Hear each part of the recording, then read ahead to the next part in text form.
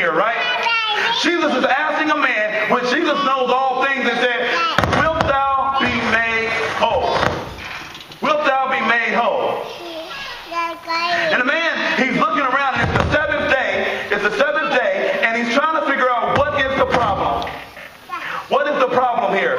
Wilt thou be made whole? And so we dive into this, wilt thou be made whole? With the man, down in verse number 6. And the man said that only if I had someone to pick me up and put me in the water, I would have been able to get my healing. A lot of us are looking for other people, and we have attached ourselves to other people when it comes to our religious walk with God, right? And so we are codependent. We're depending on somebody else to help us get to where we need to go. But the Bible tells us to save ourselves from this untoward generation, you have to be able to encourage yourself. You have to be able to say, God is me, and I got to get what I need from the Lord. So the man with the wizard, he said, only if I had somebody to pick me up and put me in the water. He said, right before I could get in the water, there was a man that stepped in before me. And oftentimes it seems like people cut us off sometime in life. It seems like people get before us, and it seems as though we're always in the background, and we can never get to where God has called us at.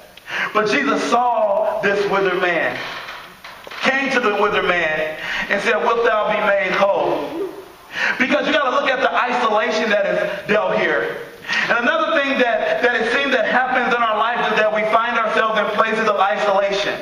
Within isolation, a lot of times you find yourself depressed. You find yourself struggling because you want to deal with your issues yourself because you've been hurt by others.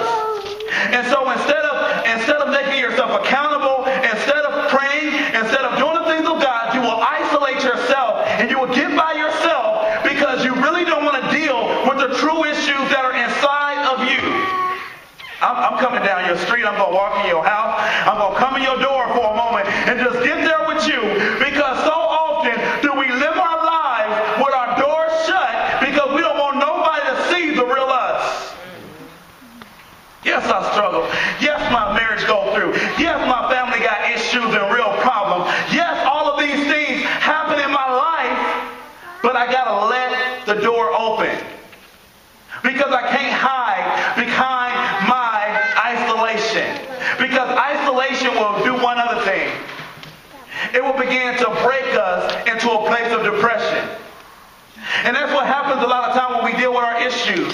We become sorry for ourselves because we want God to eradicate what we've done, and we don't realize that there are consequences to what we do.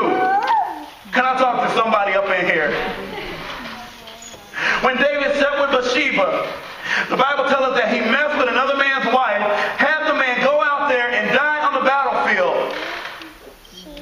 The Bible tells us that Naaman came to him. Daniel came to him and was like, a man had 100 sheep and another man had one. He was like, the one that had 100 went to take the one that had one sheep and left the other one with none. And David, because he was so religious and so lawful, said that man should be put to death. Nathanael said, you are that man. David fell down on his face. He began to put dirt on his head to humble himself. He said, Lord, turn thy face from my iniquity. And God, he forgave him. God even said that David is a man after my own heart. But David couldn't build the temple that he wanted to build for God. David lost his first child, Bathsheba. David's son, Absalom, turned against him and ended up dying because of one sin. I didn't say that to scare you, but I just want you to know that when we do something, there are consequences to what we do. Jesus' grace is sufficient in our lives, but if I rob a bank and then I go get saved, I still might have to go to jail. I just might have a prison ministry. You know what I mean? But it doesn't mean that God is not able to forgive you. It's just that you got to go through your process, right? A lot of times we forget about that when we come in church, right? We think that God is just going to change it, God's just going to fix it, but there are consequences to what we go through. He said, wilt thou be made whole from isolation? And then oftentimes when you're passed over, when it seems like at your job, you're working harder than the other person, and it seems like they get the promotion and you don't. And you're like, God, why does it seem like someone else is always passing over me? David even said it like this. He said, I almost slipped because I saw the prosperity of the wicked. You know what I mean? He was looking at Nicki Minaj, and he was looking at Lil Wayne, and he was looking at all these people that project wickedness and that does the opposite thing and don't serve God and don't go to church and don't do the right thing, Trey Songz and all them. And I'm not saying there's nothing wrong with them, but I'm saying when you look at them and the life that they live and you think about the life that you've been trying to live and what you've been going through and how you've been praying and how you've been struggling, David said, I almost slipped when I saw the prosperity of the wicked. So then the question arises, why does it seem bad things happen to good people, and why does it seem good things happen to bad people, right? Right? Why do I struggle trying to take care of my family on a fixed income, and why does somebody over here that sell drugs or do this, why are they balling? They got shot callers, they got 24-inch rims, they got the rims that never stop going around in circles. You know, why in the world does that happen? And the major thing that we got to realize is that the wicked only prosper for a second, for a season, because it's temporary. It looks good on the outside, but in the inside it's dead. The devil just try to trick us to make it seem like the grass is greener on the other side. I was thinking about a story today this morning on my way here to church. And it was a guy down here in isolation. He felt like everybody passed him over because he had fell into a pit.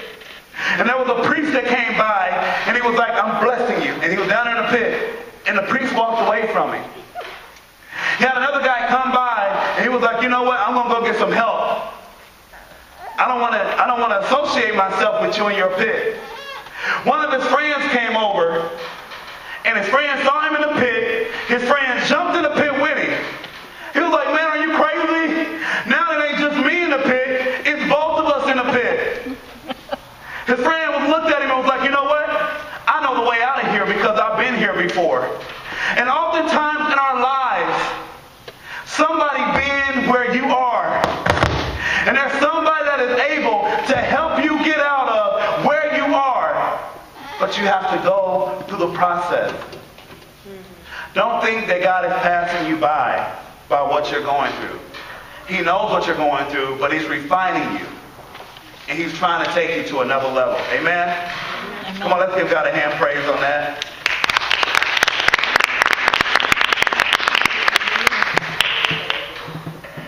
There was 3 things that Jesus told him to do. 3 things. He told him to rise, right? Jesus told the man to rise. He told him to take up thy bed. And he told him to what? Walk, right? He told him to do what? He told him to rise. Rise above your problems. A lot of us allow our problems to suffocate us. But God said, rise above your problems. Why did Jesus tell him to rise? Because if you don't come up from where you will always be stuck there. You will always be limited to your past. And I preached a message about a year ago and said, my past is not invited into my future. Many of us want to go into our future, but we're trying to carry our past with us. We're trying to carry past relationships. We're trying to carry past insecurities. We're trying to carry past with us into our future. But Jesus says you got to rise above it. It was symbolic. After Jesus died on the cross, after they put him in the tomb, it didn't stop there. The power was 3 days later, what? He rose up again with all